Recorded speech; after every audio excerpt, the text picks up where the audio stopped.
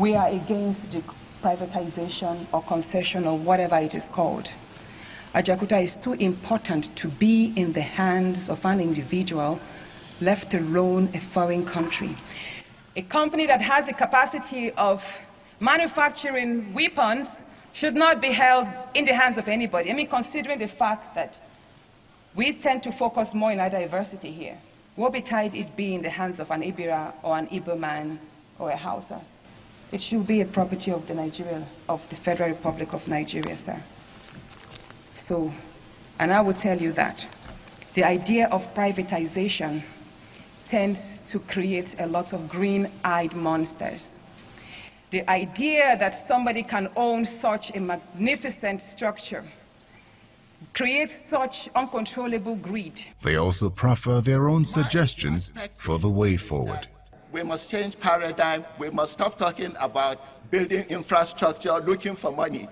Yes, we may think 1.1 billion or 1.5 billion US dollars is not money, but it's not big money because we are an oil country.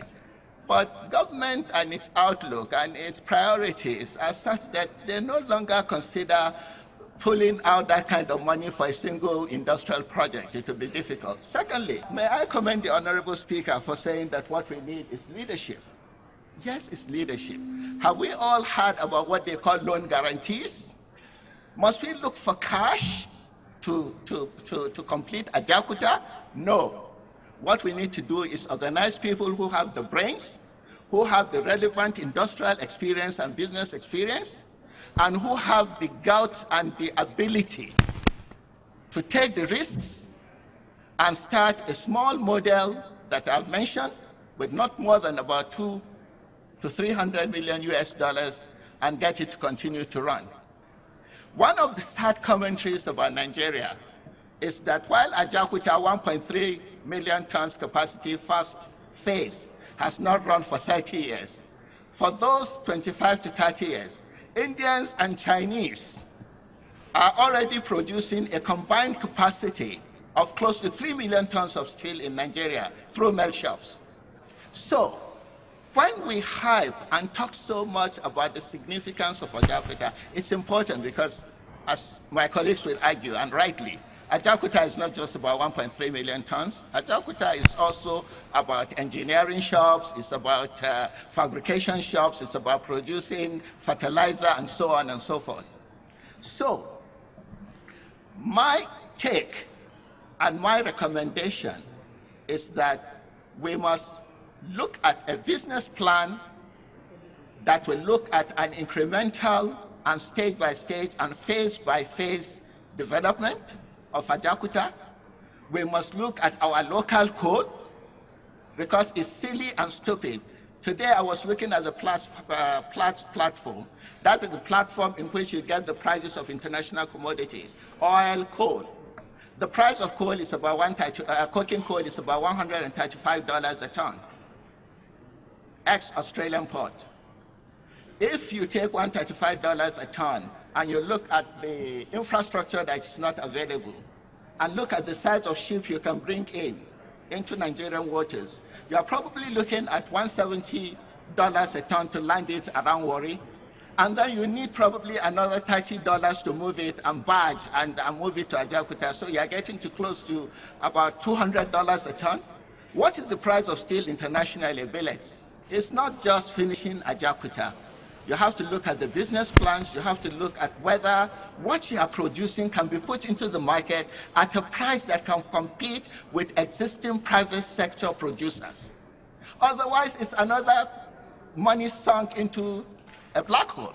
While I appreciate the huge cost of completing the Ajaokuta steel project vis-à-vis the development needs of other strategic projects, it is important to bring to fore the paradigm shift in major state-owned steel projects for states to partly divest in such projects and allow for private sector participation targeted towards better efficiency.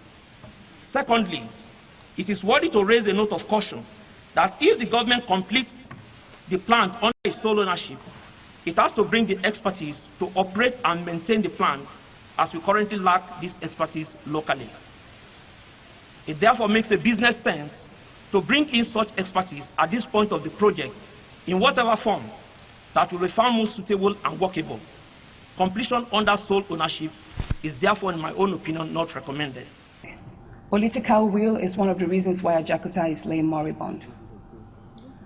And all the money in the world and all the technical expertise, even if every Nigerian today here becomes a steel expert, a metallurgist at that, if you do not have the political will and the decision from your heart, a patriotic movement, and leaders in place that will have this idea and share same vision, Ajaokuta will not move. How can we say that Nigeria does not have the financing capabilities to revive Ajaokuta? No, it's not true. We do have the funds.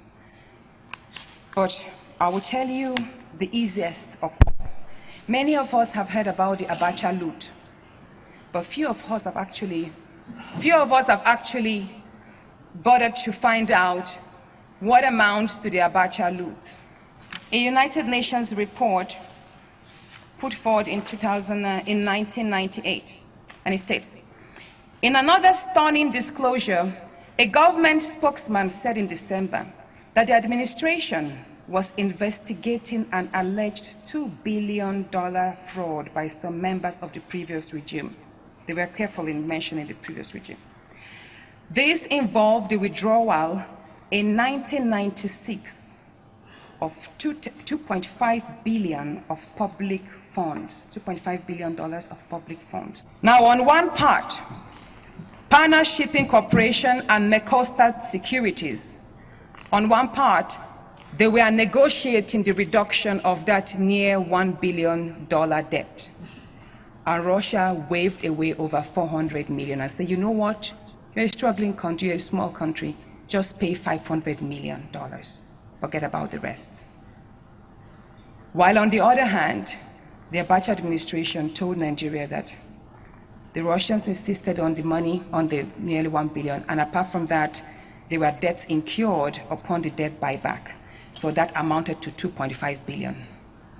So that means $2.5 billion were taken from our reserve, while only $500 billion was being paid. So that is the debt buyback.